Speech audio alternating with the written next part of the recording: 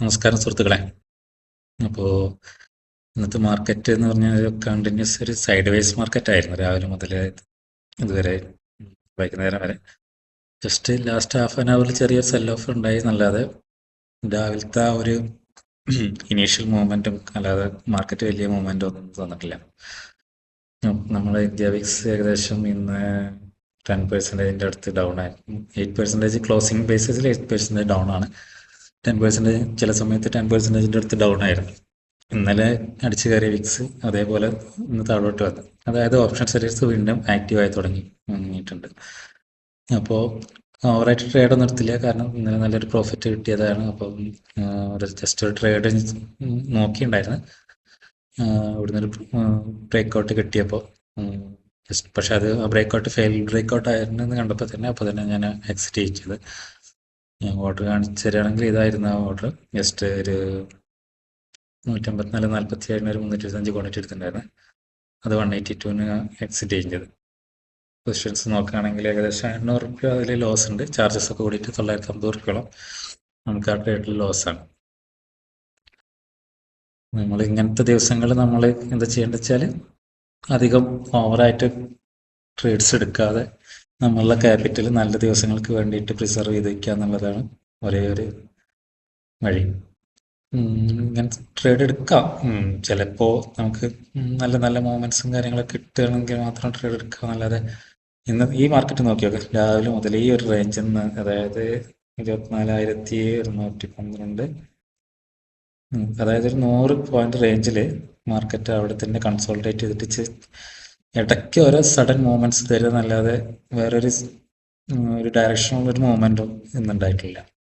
അപ്പോൾ നമ്മളിവിടെ കാണാടത്തൊക്കെ പോയി കയറി ട്രേഡ് എടുത്തിട്ട് നമ്മളുടെ ക്യാപിറ്റൽ വെറുതെ കളയാന്നല്ലാതെ ഇങ്ങനെയുള്ള ദിവസങ്ങളിൽ ട്രേഡ് എടുത്തിട്ട് വലിയ കാര്യമൊന്നുമില്ല. ഈ ക്യാൻഡിൽസ് കണ്ടാൽ തന്നെ നമുക്ക് ഏകദേശം മനസ്സിലാവും. ഒരുവിധം ക്യാൻഡിലുകളൊക്കെ വിക്കുള്ള ക്യാൻഡിലുകളാണ്. നോക്കിയേക്കാം, 3 മിനിറ്റ്സ് ക്യാൻഡിൽ നോക്കി കഴിഞ്ഞാൽ വിക്കുള്ള ക്യാൻഡിലുകളാണ്. അതായത് അവർ രണ്ടുപേരും സെല്ലേഴ്സും ബയേഴ്സും ഈക്വലായിട്ട് നന്നായിട്ട് കൺട്രോൾ ചെയ്തിട്ടാണ് മാർക്കറ്റിനെ കൺട്രോൾ ചെയ്തിട്ടാണ് കൊണ്ടുപോകുന്നത്.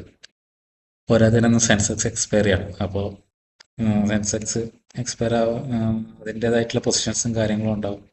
അവർ ഇന്നലെ രണ്ട് സൈഡിലും നല്ല മൂവ്മെന്റ് കിട്ടിയതാണ്. അപ്പ് സൈഡിൽ കോളും സെൽ ചെയ്തിട്ടുണ്ടാവും, ഡൗൺ സൈഡ് മൂവ്മെന്റ് കിട്ടിയ സമയത്ത് നല്ല രീതിയിൽ പൊട്ടും സെൽ ചെയ്തിട്ടുണ്ടാവും.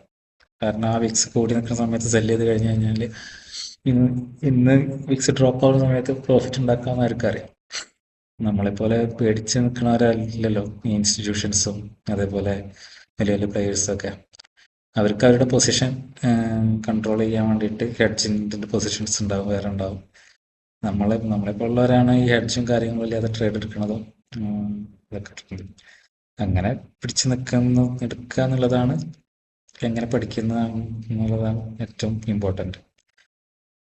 അപ്പോൾ ഇത്രയൊക്കെയാണ് ഇന്നത്തെ ട്രേഡിനെ പറ്റി പറയാനുള്ളത്.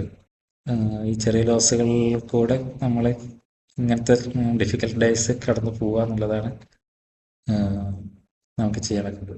ഇന്നത്തെ ട്രേഡിൻ്റെ എൻട്രി ഓൾറെഡി ഞാൻ എൻട്രി ചെയ്തിരിക്കണം. ഏകദേശം 47,500 അടുത്ത് പ്രോഫിറ്റ്. ടോട്ടൽ ക്യാപിറ്റൽ നോക്കുകയാണെങ്കിൽ 67,400 സംതിങ് ഉണ്ട്. നമ്മൾ ഇന്നത്തെ ജസ്റ്റ് ഒരു ഡയറി കൂടി എഴുതി വയ്ക്കാം.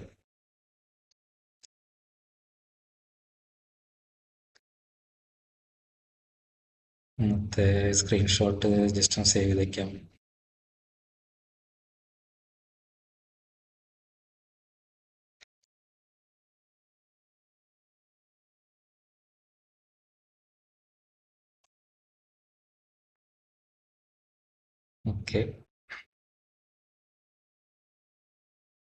ഓക്കെ ജസ്റ്റ് നോട്ട് കൂടി എഴുതി, അതായത് fully range bound market, preserved capital four good days. Just നമ്മളുടെ മൈൻഡിൽ എന്തുള്ളത് അന്നത്തെ ദിവസത്തിനെ പറ്റിയിട്ട്. കാരണം നമ്മൾ ഓരോ കാര്യം നമ്മൾ നോട്ട് ചെയ്ത് വെക്കുന്നിടത്തോളം നമുക്ക് നമ്മുടെ മൈൻഡിൽ അത് കൂടുതൽ ആഴത്തിൽ അത് സേവ് ആയിക്കൊണ്ടിരിക്കും. നമ്മൾ ജസ്റ്റ് മൈൻഡിൽ ഉണ്ട് കാര്യം ഉണ്ടെന്ന് വെച്ചിട്ട് നമ്മളത് എഴുതി വെക്കുന്നതും നമ്മളത് ജസ്റ്റ് ഓർമ്മിച്ച് വെക്കുന്നത് രണ്ടും വ്യത്യാസമാണ്. അപ്പോൾ നമുക്ക് ഇനി കുറച്ച് ദിവസം ഒരു മാസം കഴിഞ്ഞ് കഴിഞ്ഞാൽ നമുക്ക് നമ്മളെ ഡയറി റിപ്പോർട്ടൊക്കെ എടുത്ത് നോക്കി കഴിഞ്ഞ് കഴിഞ്ഞാൽ നമുക്ക് ബാക്കിയുള്ള ദിവസങ്ങളിൽ നമ്മൾ എന്ത് ചെയ്തു, എന്തൊക്കെ ഇനി നമ്മൾ ഇമ്പ്രൂവ് ചെയ്യണമെന്നൊക്കെ നമുക്ക് അറിയാം. ഓക്കെ ഓക്കെ, അപ്പോൾ താങ്ക് യു ഫോർ വാച്ചിങ്. നാളത്തെ ട്രേഡിൻ്റെ അപ്ഡേറ്റ് നാളെ ചെയ്യാം. Thank you very much.